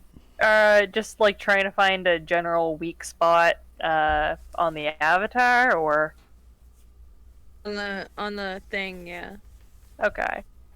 You know what? Roll me perception again.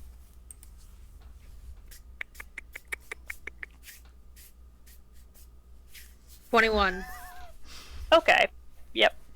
So the avatar doesn't seem to have a particular weak point on it, but I mean, it came out of the crown, which is still shining and looking kind of spooky and magical and stuff. The crown. And looking carefully, you can see a couple like shadowy tendrils tying this like mass of smoke and tendrils to the crown. Hulk smash the crown. Mulk will smash crown on turn. And I'll let you like continue with your turn if there's like another thing you'd like to do. Can I try and shoot the crown? Yes. I want to try and shoot the crown.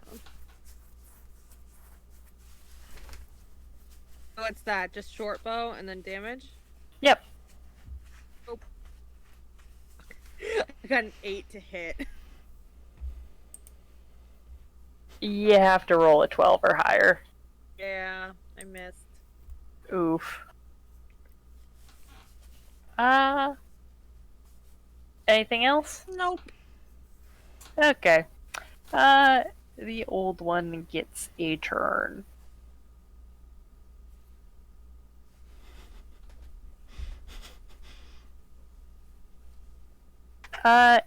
It tries to... Sorry, I'm just smacking. It uses kind of telekinesis to lift Mulk into the air, and tries to pick him up and just kind of chuck him against some of the little altars and stuff.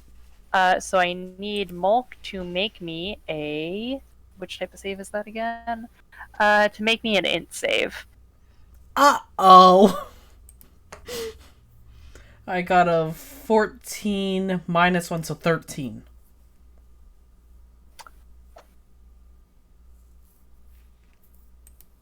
It's a DC 14 check. So I just barely... You failed because you have a negative int. Yep. He failed because he himbo. Yep. So it lifts you up and chucks you. You do get a second chance to try to only take half damage from getting chucked into stuff to catch yourself a little, so make me a dex save. 18! Okay, well, you're making that part at least.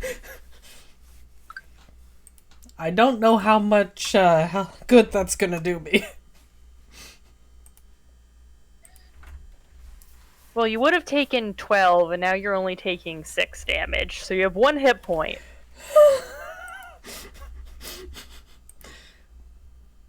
One hit point in a dream. Mulk thinks we should have checked more shops for medicine. It thinks Mulk is an idiot for not going in following me with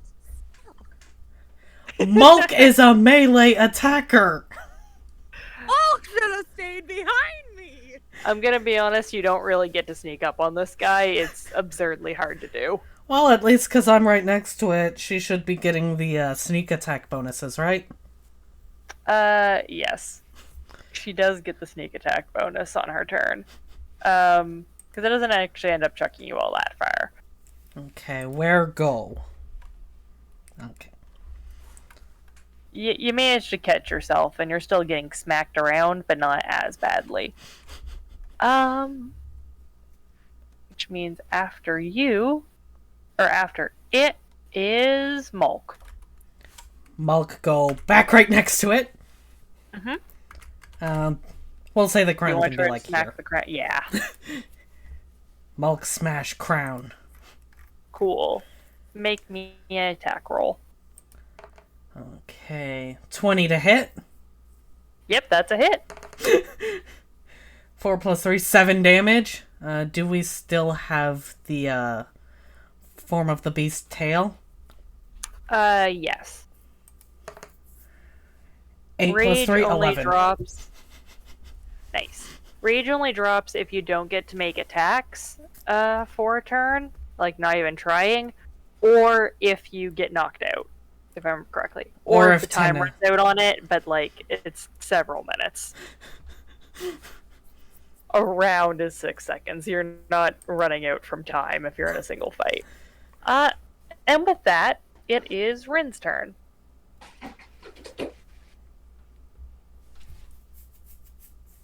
The crown is chipped on the ground, but not quite broken.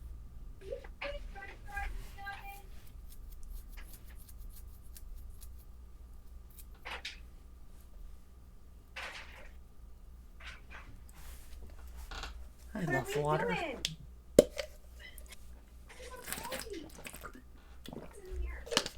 Harleen was watching the sunset out the window and it was so cute. No. Okay, It is your turn. The crown is chipped, but it's not quite broken. It is your turn. I want to shoot the crown. Shoot the crown. We'll shoot the crown, I hope.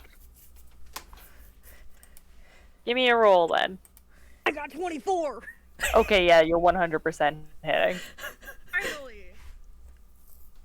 Am I doing the 1d6 free thing, or am I doing sneak attack one? Okay, so it doesn't really make sense that you could get sneak attack on a crown, but you know what? I'm gonna give it to you. Because Mulk is at 1 hit point and we need some help. Because you guys could use some help, because even toning this down, it's hard for 2 people. 13. 13 damage?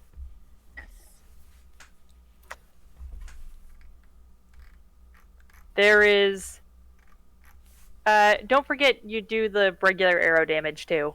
Okay, right. Right. I got 5.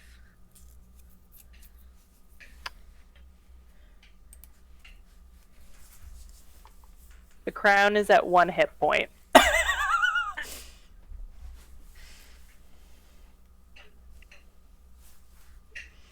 Is there anything else you're doing on your turn? I don't think so. Isn't there like another object I picked up that's like...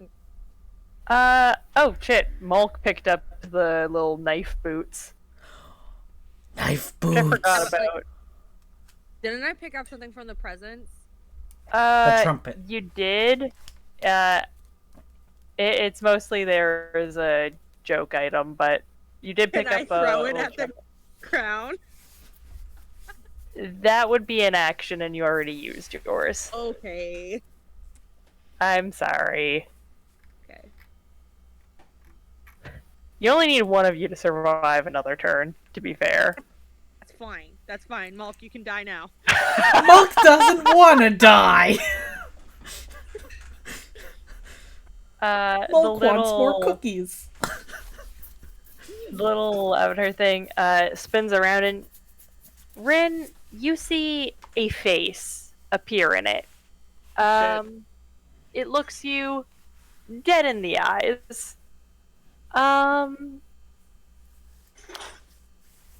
Make me a charisma save. That's just me hitting charisma?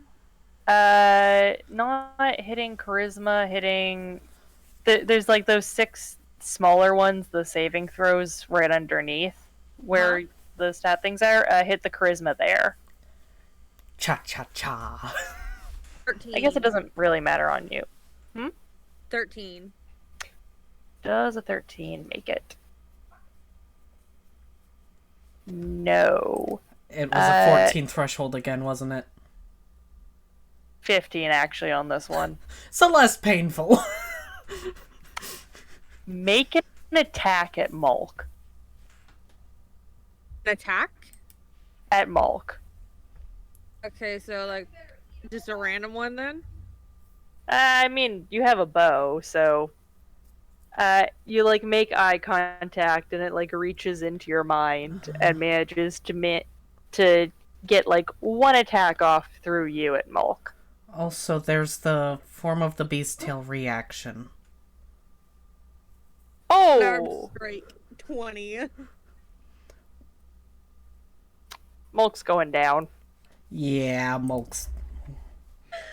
I'm I'm just gonna input it as 1 damage because, like, Yeah, it's not enough. She can't do 50 damage, so you're not getting insta-killed, but you are going down. also I forgot the damage values, so I was just internally panicking. Like, oh shit, what do I Fair. put in? It was unarmed. And it tries to yeet a gnome at you.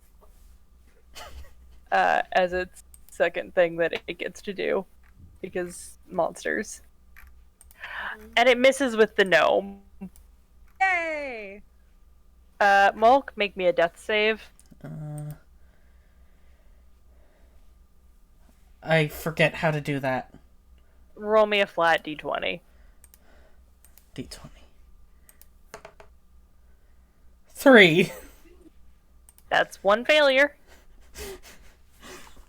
And you are unconscious. That's all you get to do on your turn. Ren, the crown has 1 hit point. I want to shoot the crown again. Roll me an attack roll. Avenge me. 23. You hit the crown, and the little cracks on it widen, and it finally shatters. And with a horrifying, like, wailing wind scream, the smoky, fleshy monstrosity in front of you gets sucked back into the little shards of crown, which kind of just melt. You have a wounded Mulk on the ground. That's not the right Santa. You have a wounded Mulk on the ground. You have an unconscious Santa Claus sitting on a little wooden plinth. And the gnomes around you start to thaw out. And a couple of them will rush over and start, like, helping Mulk's injuries, so he's not gonna die. Mulk lives. There's an unconscious Santa in front of you. What I are wanna you behead doing? him. I'm killing him, beheading him. We have a job to do. I'm in this to get paid, motherfucker. I don't think we're getting paid enough for this shit. I'm a criminal, it's fine. Pardon? Fair enough. A 16-year-old criminal with rage issues. And then just Mulk. You wait until the gnomes have, like, patched Mulk up enough that he's not gonna die of this, and then you cut Santa's head off. My trophy now, bitches. Mm-hmm. Are you gonna just bring that back to Dave? I'm gonna strap it to my hip pouch, and then I'm gonna bring it. Fair enough. Historically, that sounds like a bad idea. As a Viking Historically, I dude. don't give a fuck. I got a bow, and I'm gonna shoot a motherfucker. One warlord died because the teeth on a beheaded enemy gave him an infection. Fair enough. Got The nothing left to lose. the gnomes are terrified of you, and they mostly just try to run away at this point. You take the head to the Grinch, just kind of dragging the knocked out tiefling behind you. Dragged by the knife boots. Dragged by the knife boots. He will provide any item within, like, reasonable imagination that's no larger than, like, a 5 foot by 5 foot cube. And isn't sentient. He can't make sentient things. But he'll make you pretty much anything you want as a reward. A separate reward What for does that each, or one for both of us combined? One for both of you, unfortunately. Just So, good to like- ask clarifying. Sorry. Like, what's the limit then? It'll fit in a 5 foot by 5 foot cube, and it's not something that's in so super complicated or magical that it's really hard to imagine. Okay. I don't know. Do you want a 5 foot by 5 foot cube of gold? I want gold. Oh yeah. That's what my players did last time, too. I've heard stories of people getting 5 by 5 foot cubes of gold I and want gold, hiring give people them- to chip away at it. Let's get money. Fair. You get a 5 cubic foot thing of gold. A 5 by 5 by 5 cube of gold, which is much more. And you guys can break the snow globe to get teleported back to Frosthold. With a big whoosh and a rush of artificial snow around you, you're up in the tower back in Frosthold, the Happy Joy Company thing. And the ground immediately goes out from underneath you because you're standing right beside a massive chunk of solid metal. Goes rocketing down with you guys kind of flopping on top of it. Quentin Happyjoy will provide you with the additional gold that he'd offered to pay you. And with some persuasion, once Smulk wakes up, assist you in getting this massive block of gold out of his damn office. Well, it's like our gold. Congratulations. You have ended Christmas. Wintermas. You have ended Wintermas. I think having it be Christmas would add some canonical fuckery. Like, would Jesus be canon in this D&D world? Honestly, I keep switching back between calling it Wintermas and Christmas this entire time. The actual, like, PDF of the adventure switches between calling it Wintermas and Christmas a few points. I mean, it is an easy mistake. Oh, yeah. I just like being a smartass. Fair enough. And also imagine the implications of D&D Jesus. I know a guy that did a D&D setting that had, like, Christianity as the main religion. It was interesting, because it was, like, medieval Europe.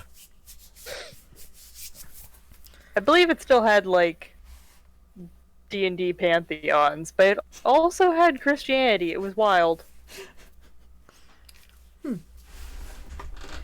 This was fun. I'm glad you enjoyed killing Santa Claus. Oh, I loved beheading him. Mulk smash. Also, job. Mulk died twice. How does the tank die twice? And how did By being the tank and taking the hits. Luck, and you didn't get targeted as much because tank. He's like, what do you want? I'm up in your space. Mm-hmm. And then you were like, ranged attack. Mulk Brooks hit looks for a so lot when they himbo-y. get a hit off, too. Mulk looks like a himbo. I live, I win. There is no brain rattling around in his little head. Alrighty, I think that's the end of the session then. Yes, thank you. All right. Thank you. Happy to run one. Now I just gotta do outro. Oh. What? Oh. Oh, I didn't realize there was an outro coming. Oh, sorry. Thank you so much for watching. Like, subscribe, follow Twitch, ba ba ba ba. Damon from Transformed Gaming and... Like, The I friend. guess? And... I don't have a social media presence for a reason. Yeah, I'm saying for Chloe to say her part. She's done this so many times. Chloe. Signing off.